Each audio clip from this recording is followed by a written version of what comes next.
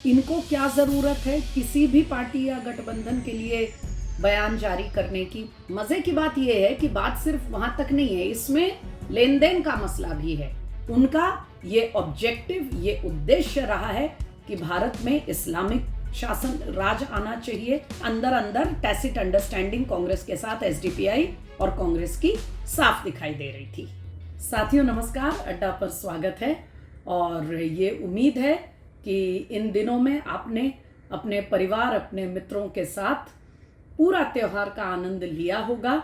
ये देश भर में त्योहारों, परंपराओं को एक बार फिर से अपने जीवन में लाने का और आनंद उत्सव का समय होता है। लेकिन इस बीच कुछ एक दिनों के लिए ये जो अंतराल, ये वक्फा आपके साथ हमारा अड्डा पर आया है, इस पर हम केवल इतना कहना चाहेंगे कि कुछ अनअवॉइडेबल तकनीकी कारण थे और अब ऐसा नहीं होगा। ये भी आप सभी अड्डा के जो सब्सक्राइबर्स हैं, हमारे अड्डा के साथी हैं, आप सबसे हमारा वायदा है। तो आज क्योंकि झारखंड और महाराष्ट्र दोनों में ही चुनाव प्रचार बिल्कुल अपने चरम पे है, तो आज कुछ बात करते हैं वोट जिहाद की। आप सब ज़रूर ये सोचेंगे कि भाई वोट जिहाद का मुद्दा तो हफ्तों पहले से चल ही रहा है, बिल्कुल लगातार भाषणों में, बयानों में, तो इसमें नया क्या है? नया कुछ नहीं है। और साथियों, यही बात आज हम आपके सामने आज के अड्डा पर अपनी चर्चा में हम रेखांकित करना चाहते हैं कि ये वोट जिहाद को लेकर भले ही मीडिया में और यहाँ वहाँ लोगों के आपस के जो अनौपचारिक चर्चाएं होती हैं, उनमें जगह जगह अड्डों पर और सोशल मीडिया वगैरह पर, यानी हर जगह ये जो चर्चा वोट जिहाद की हो रही है, ये नाम भले ही आज प्रचलन में आया है, लेकिन इस देश में दशकों से जो तथाकथित सेकुलर पार्टियां हैं, जिनका सेकुलरिज्म यानी जिनकी धर्मनिरपेक्षता जो है वो वास्तव में केवल एक दो बल्कि प्रमुखता से एक जो इस देश की दूसरे नंबर की बहुसंख्यक जो समाज है, केवल उसके तुष्टीकरण और उसके अपीजमेंट का, जिसके लिए धर्मनिरपेक्षता जो जिसको मानते हैं, उन पार्टियों की ओर से एक बहुत ही सटल, या यूं कहें कि बहुत ही एक समझदारी के साथ और चालाकी, एक बहुत ही चातुर्य के साथ ये वोट जिहाद बहुत पहले से, दशकों से इसको अमल किया जा रहा है, इसको प्रैक्टिस किया जा रहा है। और हम और आप इसकी बारीकियों को नहीं समझ पाने के कारण हम इसे, हमारी डाइवर्सिटी, हमारी जो अनेकता में एकता वाली बात है और राजनीति में सहर समाज का महत्व है, इस रूप में देखते हैं। लेकिन वास्तव में उसका जो मकसद है वो कुछ और ही है। अब दशकों पुरानी बातों पे जाएंगे साथियों तो बहुत मुश्किल हो जाएगी, क्योंकि ये तो हर चुनाव की एक सच्चाई है। मगर वोट जिहाद कितनी समझदारी और कितनी चालाकी के साथ इसको अमल किया जाता है, उसके आज कुछ यहाँ पर उसके कुछ उदाहरण आपके सामने हम ज़रूर लाना चाहते हैं। शुरुआत महाराष्ट्र से ही करते हैं, क्योंकि सबसे चरम पर यह बहस जो है, सबसे गर्म ये बहस इस समय महाराष्ट्र में ही चल रही है। आप केवल महाराष्ट्र में देखिएगा, सबसे पहले शुरुआत हुई महाराष्ट्र में वहाँ के ऑल इंडिया उलेमा बोर्ड, यानी जो उलेमा है उनकी एक उनकी बॉडी है, उनका संगठन है, उसकी तरफ से एक बयान आया। क्या बयान है? Extended its support to the Maha Vikas Aghadi alliance led by the Congress party. तो उलेमा बोर्ड क्या कह रहा है कि हम कांग्रेस पार्टी के नेतृत्व में जो महाविकास अघाड़ी है, उस गठबंधन को हमारी ओर से पूरा समर्थन रहेगा। अब ये उलेमा है तो ये एक धर्मगुरु जैसे हैं जो मुस्लिम समाज को उनके धार्मिक विषयों पर उनसे चर्चा करते हैं, उनको धार्मिक विषयों पर उनको गाइड करते हैं। इनको क्या ज़रूरत है किसी भी पार्टी या गठबंधन के लिए बयान जारी करने की? और मामला सिर्फ बयान का नहीं है। चलिए, डेमोक्रेसी है, हर समाज के हर तबके को ये छूट है कि वो चाहे तो किसी न किसी राजनीतिक पक्ष के लिए समर्थन या विरोध कर सकता है, चलिए मानते हैं। लेकिन जब इस तरह का आधिकारिक बयान आ जाता है तो क्या इससे ये स्पष्ट नहीं हो जाता है कि अब ये उलेमा बोर्ड के लोग जब बयान जारी किया है तो यानी वो घर घर जाके अपने मुस्लिम समाज में, अपने लोगों में ये भी कहेंगे कि भाई वोट दो, यानी इनडायरेक्ट रूप से, परोक्ष तरीके से ये कांग्रेस और महाविकास अघाड़ी का प्रचार हुआ कि नहीं। अब आगे देखिए, और भी हैं। मराठी मुस्लिम सेवा संघ, इन्होंने भी महाविकास अघाड़ी को अपना समर्थन कर रहे हैं, ऐसा बयान दिया। अब साथियों, उलेमा बोर्ड से भी बहुत ज्यादा खतरनाक ये वाला मामला है। कैसे? क्योंकि ये मराठी मुस्लिम सेवा संघ दरअसल क्या है, ये 180 एनजीओज का, सामाजिक संगठनों का एक बॉडी है, उसकी एक संघ है जो महाराष्ट्र में कार्य करते हैं। यानी इनको जो भी सहूलियतें, जो भी इनको फैसिलिटीज, जो भी छूट वगैरह मिलती होगी, वो सब इसलिए कि ये सामाजिक कार्य, समाज के कार्य में ये लगे हुए हैं। लेकिन इन्होंने क्या किया, इकट्ठा होकर के सभी एनजीओज के संघ ने बयान दे दिया कि हम महाविकास अघाड़ी को समर्थन करते हैं। यानी फिर वही बात कि समर्थन करते हैं मतलब महाविकास अघाड़ी का प्रचार भी करेंगे।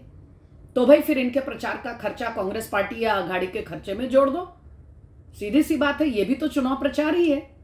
आगे, मुस्लिम group led by Maulana Sajjad Nomani, a religious scholar based in Mumbai, has offered support to 269 candidates. फिर वही बात, धर्मगुरु हैं, मौलाना हैं, दीन के, मुस्लिम समाज के बेहतरी के मुद्दों से जुड़ा दायित्व है, लेकिन काम कर रहे हैं एक राजनीतिक गठबंधन के लिए।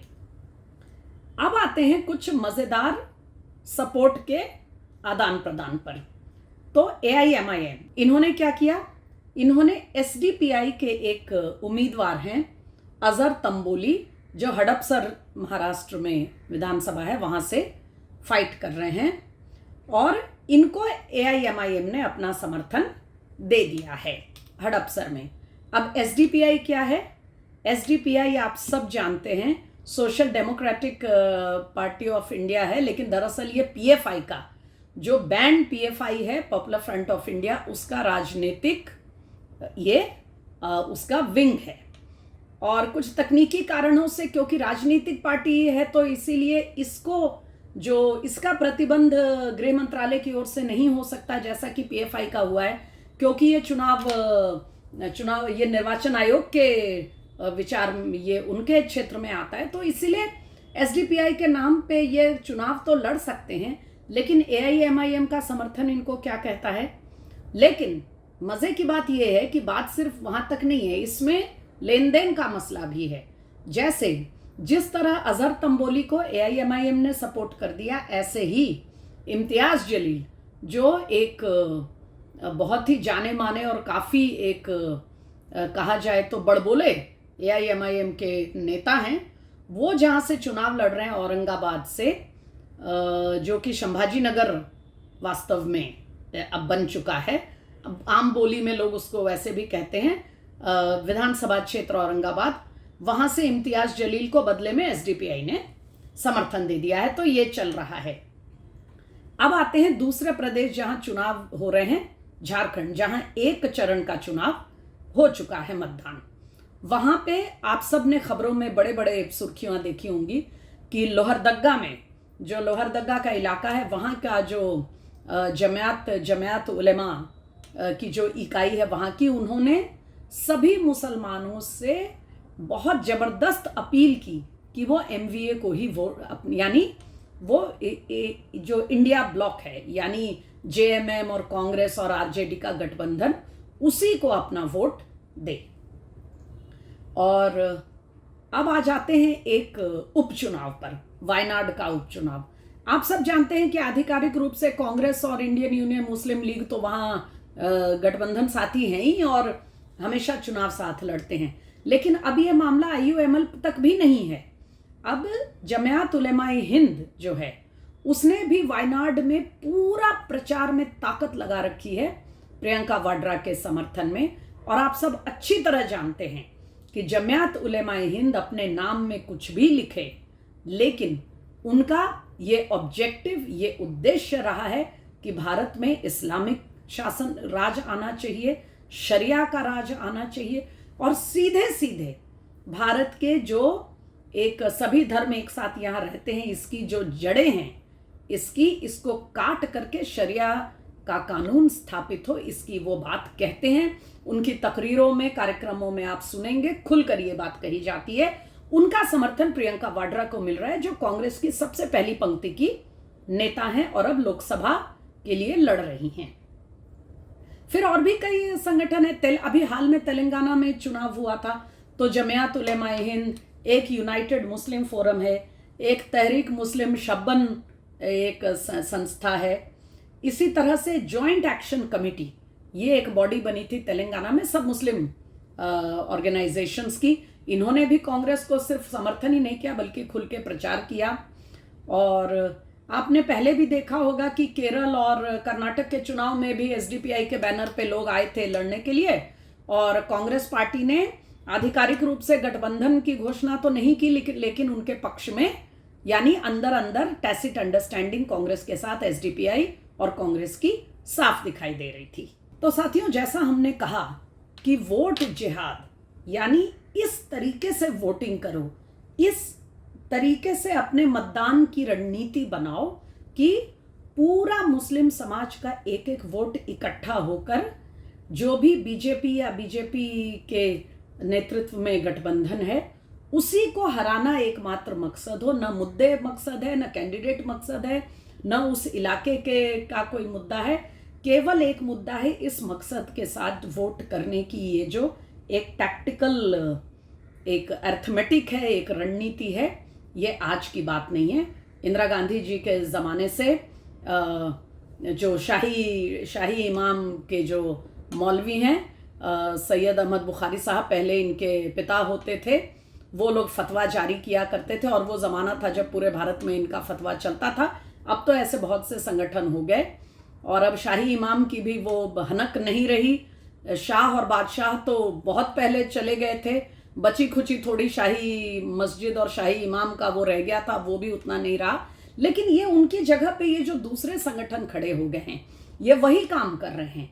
और अब चूंकि मीडिया का ज़माना है, टेक्नोलॉजी आगे बढ़ गई है, सोशल मीडिया के मार्फत अपने संदेश को पहुंचाना आसान है, तो ये फतवों का काम और ज़्यादा एक आक्रामकता के साथ और ज़्यादा चालाकी के साथ किया जा रहा है। आप इसे वोट जिहाद का नाम देना चाहें या कोई और नाम देना चाहें, लेकिन सच यही है कि सारे मुद्दे और सारे कंसिडरेशंस और सारे विषयों को छोड़कर केवल पूरा समाज इकट्ठा होकर एक पार्टी को या एक गठबंधन को हराएगा, ये जो मानसिकता है, यही वोट जिहाद काम कर रहा है और जमकर काम कर रहा है। इसको काटने के लिए ये केवल एक चिंता का कारण ही नहीं है, ये लोगों के जो अपने मतदान करने का जो पावर, जो अधिकार संविधान में उनको मिला है, अपने जीवन के सभी पहलुओं को सोचकर अपने मताधिकार का प्रयोग, उस मताधिकार की ताकत को भी कमजोर करने का ये तरीका है। और इसकी काट राजनीतिक दलों को सोचनी ही पड़ेगी। फिलहाल जैसा कि आप सब देख चुके हैं, कांग्रेस पार्टी हो या इंडिया अलायंस के उनके तमाम गठबंधन साथी हो, किसी ने क्रिटिसाइज करना, आलोचना करना तो छोड़िए, किसी ने यहां तक नहीं कहा कि भैया इस तरह से ऑफिशियल बयान आपका जो आया है इसकी हमें जरूरत नहीं है। वो इसका स्वागत कर रहे हैं। तो जब इतना बड़ा तबका स्वागत करने में लगेगा तो इसको कैसे इससे लड़ा जाएगा, ये भाजपा और उसके सहयोगियों को सोचना चाहिए, और मतदाता होने के नाते हमें भी सोचना चाहिए।